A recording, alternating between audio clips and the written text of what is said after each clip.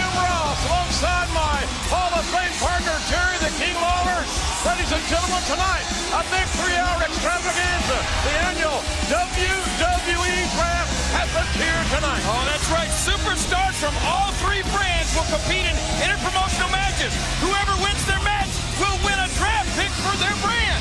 And speaking of brands, the SmackDown brand well represented by Michael Cole and Mick Foley. And thanks, guys. And once you win a matchup, your brand is going to get that draft pick, which is going to take place immediately following the matchup. Anything can happen. Oh, it's going to be a great night of surprises. And who knows, Michael, by the end of the night, I might even be doing color commentary with good old JR. All draft picks are random. Also here from ECW, Mike Adamley and the Taz. What an amazing scene here in San Antonio, Taz. Oh, no doubt about it. And listen, everyone is eligible. Referees, all the superstars from all three brands, and all of us announcers, you and I, JR and King, Mick Foley, and Michael Cole. We could be maybe not working together again. Could you imagine it? No, I can't. Not only that, for the third consecutive week, Mr. McMahon will be giving out $1 million of his own money to our loyal fans. I wonder who's lucky. Of course, ladies and gentlemen, to win the money, you got to know the password. And tonight's password is Night of Champions. Oh, Night of Champions is the password, and there is the $1 million. Wow. The following match is the first match in the 2008 Draft Pick.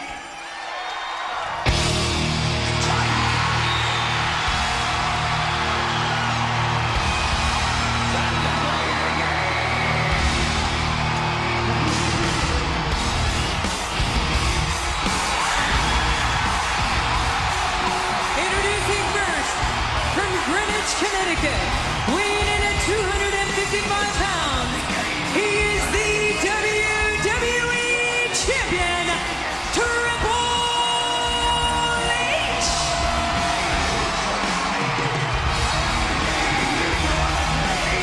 It is 6 days and counting until the WWE Championship is decided in the main event this Sunday in Dallas at the Night of Champions, when that man the game takes on his #1 contender, John Cena.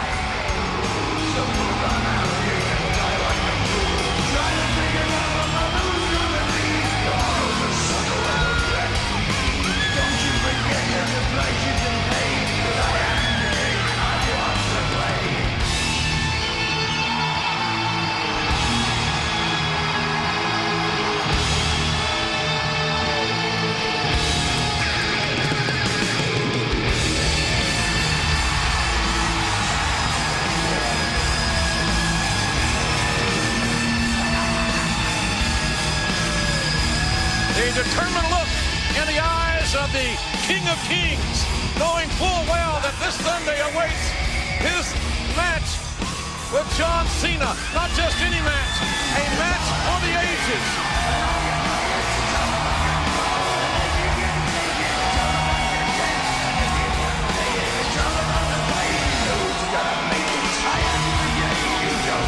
Indeed, a Texas-sized main event in Dallas. Who is the better man? The champion Triple H or his #1 contender, John Cena? But Triple H's opponent tonight is... Wow. Oh. And making his way to the ring from Philadelphia, Texas, the world's strongest man, Mark Henry. Well, ladies and gentlemen, I'll be working with this match with SmackDown's Mick Foley. And Mick, we want to remind everyone that the superstars from these brands will compete in these inter-promotional matchups. Whoever wins their match will earn a draft pick for their respective brand. So here we have a Raw Triple H superstar versus a SmackDown Mark Henry. Oh, you're right, JR, and as you alluded to, there's so much on the line here. If Mark Henry wins this match, SmackDown gets the first draft pick.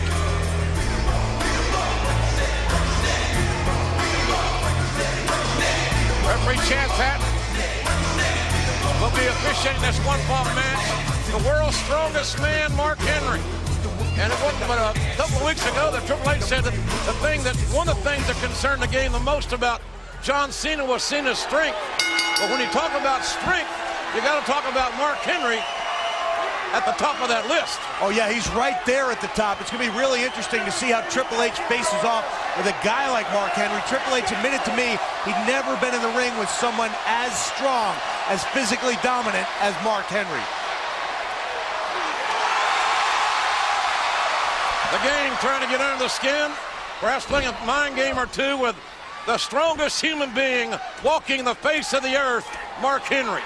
You know, JR, Mark Henry has challenged the winner of the ECW Championship match. So after Night of Champions, he will face either Champion Kane or the challenger Big Show to a big match. You know, the thing that's always impressed me about Mark Henry is that he is a legitimate super heavyweight, but he's also a very agile man. I've seen Mark Henry at an earlier time in his career dunk a basketball.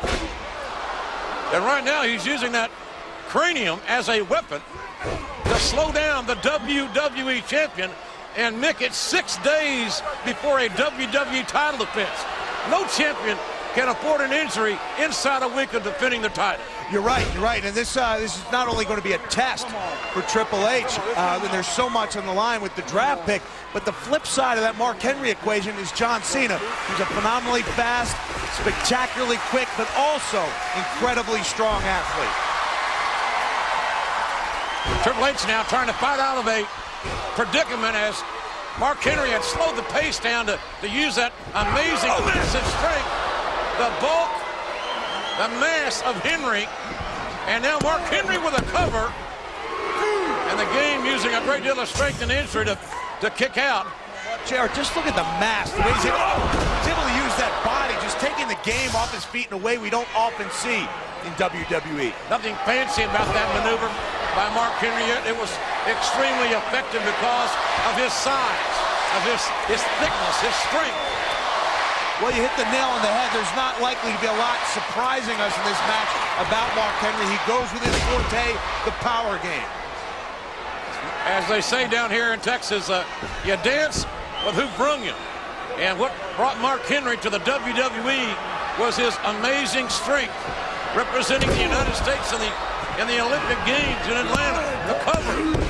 And Henry perhaps could have had a better result for him if he had hooked the leg and neutralized the lower torso of the champion. Yeah, I don't think I've ever seen a Triple H match end without a hooking of the leg.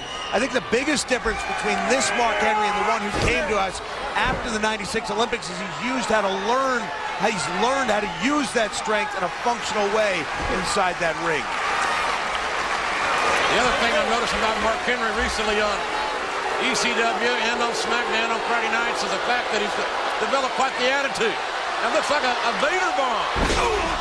And a effective maneuver, the Vader bomb, where Triple H, the cerebral assassin, using his ring awareness. And now it's Henry again. Once again, JR opting not to hook that leg. I'm not sure if he got all of that Vader bomb. But with that type of girth coming down on the prone body of Triple H, it's got to take effect. Again, another near fall. Mark Henry dominating the early part of this matchup. We saw one brief flurry of offense from the WWE champion.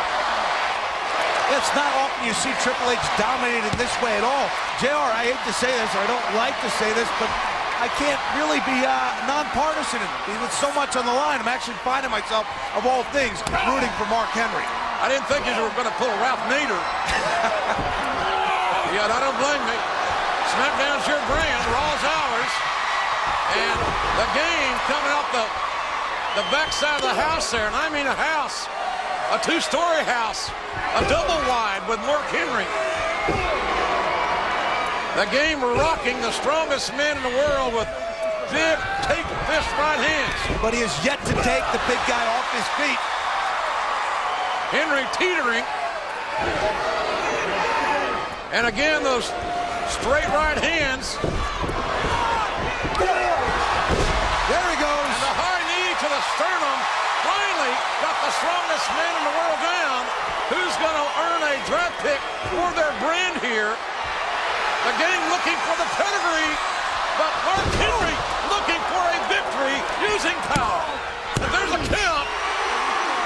That equates to yet another Mark Henry near fall. JR, in all the years you've had the pleasure to call Triple H matchups, have you ever seen, someone counter an attempted pedigree with that type of power? I really haven't. I tell you, Mark Henry has wrestled his kind of match.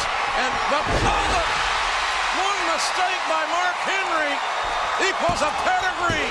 And there is a hook in the leg. And there is a victory for Monday Night Raw WWE Champion.